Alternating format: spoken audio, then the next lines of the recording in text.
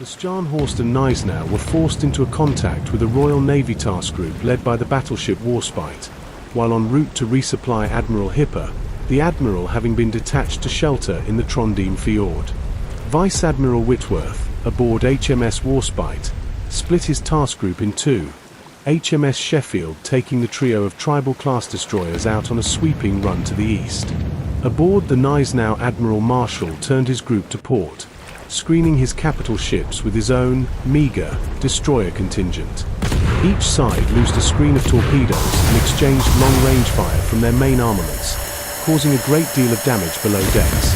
Whitworth directed Sheffield to steam ahead to cut across the front of the German group and box it in. An early salvo from Warspite's main guns decimated Z-20 at the rear of the Kriegsmarine formation, cutting the rudder loose. The stricken German vessel then sank slowly below the waves.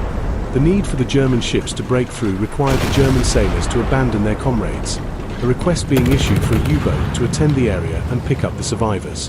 Whitworth, with his superior numbers, ordered his ships to fire down the line of German destroyers, slowly picking away at them and slowing the Kriegsmarine group with their withering fire. Meanwhile, Sheffield was able to push ahead of the German ships, her attendant destroyers loosing several volleys of torpedoes. Many of these struck home, battering the Stjarnhorst and her escorts, while Sheffield used her main guns to hammer the destroyers protecting Stjarnhorst. Captain Hoffman turning his ship sharply to try and disengage from the contact.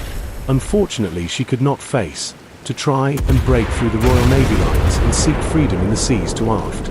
Marshall, observing Hoffman falling out of line, made a desperate bid to cut through the two halves of the Royal Navy's formation.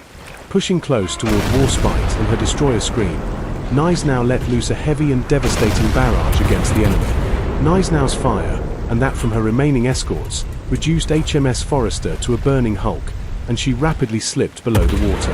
HMS Icarus made an emergency stop to place itself in a position to pick up survivors.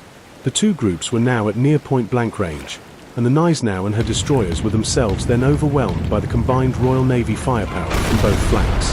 The Gneisenau's speed was reduced to a crawl by the weight of the damage caused, and with the Stjarnhorst now similarly stricken, it was clear that these two mighty ships of the Kriegsmarine were going to be unable to break free and seek the comfort of home seas.